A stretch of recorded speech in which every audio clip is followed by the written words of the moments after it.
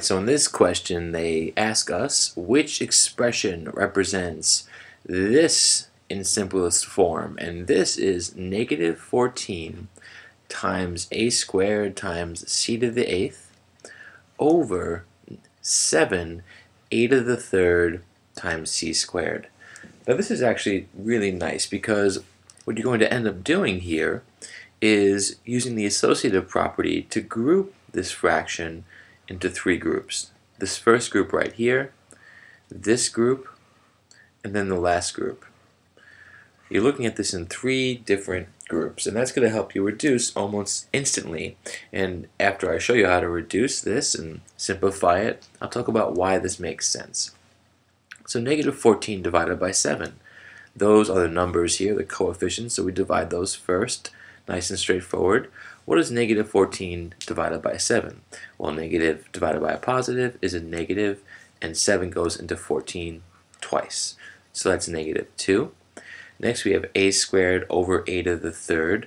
I use my laws of exponents. If you remember, if I have a to the power of x, right, over a to the power of y, as long as a is the same base and I'm dividing, I could just subtract the exponents. Right, so this equals a to the x minus y. In this case, it's going to equal a to the 2 minus 3. And we'll get back to that in a moment. Our last group is c to the 8th over c squared. That's going to equal c to the 8 minus 2. And we can simplify this a little bit because here a to the 2 minus 3, that's going to equal a to the negative 1. Right, 2 minus 3 is negative 1. And that's a way of writing 1 over a, right? 1 over a and a to the negative first power are identical. And other examples I could have, let's say a to the negative second. What would that equal? Well, that would equal 1 over a squared. Basically what this means is you take the base and put it in the denominator, right? And put it over 1 and keep the exponent but make it positive. So you flip it, right? Take the reciprocal of this and reverse the value of the exponent. That's what's happening here.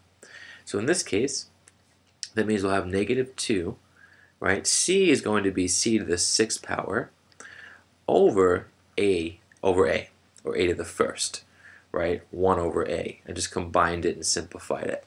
And that's going to end up equaling choice 4. Now why does all this work? Why does this make sense? Why are we able to group them up and simplify? Let's just clear this off. What's nice about this process is that we're multiplying.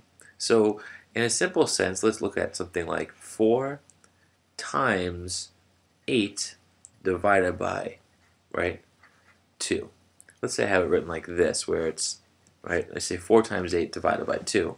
Well, dividing by 2 is the same thing as multiplying by a half. So 4 times 8 times 1 over 2. Now what's nice about this is now the only operation I have left is multiplication. And when the operation is multiplication, you can do lots of things, right? We can use the commutative property to multiply in any order, and we can use the associative property, right, to group in any order. So I could solve this in many ways now.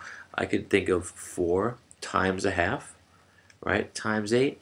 Well, that equals, I can do these first, right? I could do a half times 8 first, and then multiply that by 4. Or I can multiply 4 by 8 and then multiply that by a half. I can keep going with this idea, right? Because here in the first one, 4 times a half is 2, and 2 times 8 is 16. A half times 8 is 4, and 4 times 4 is 16, right? These are equal. 4 times 8 is 32, and 32 times a half is 16. So the idea is that we're reviewing division as multiplication, because once we do that, we can group things in any way we want. If we look back at our problem here, right, this originally could be read as negative 14 times a squared times c to the 8th, divided by all this stuff, but we're viewing it as multiplication, right? Multiplication of 1 over 7 times 1 over a to the 3rd times 1 over c squared. And that interpretation allows us to do all this stuff where we group it and associate certain like terms, and that's how we simplify. All right, hope that helped.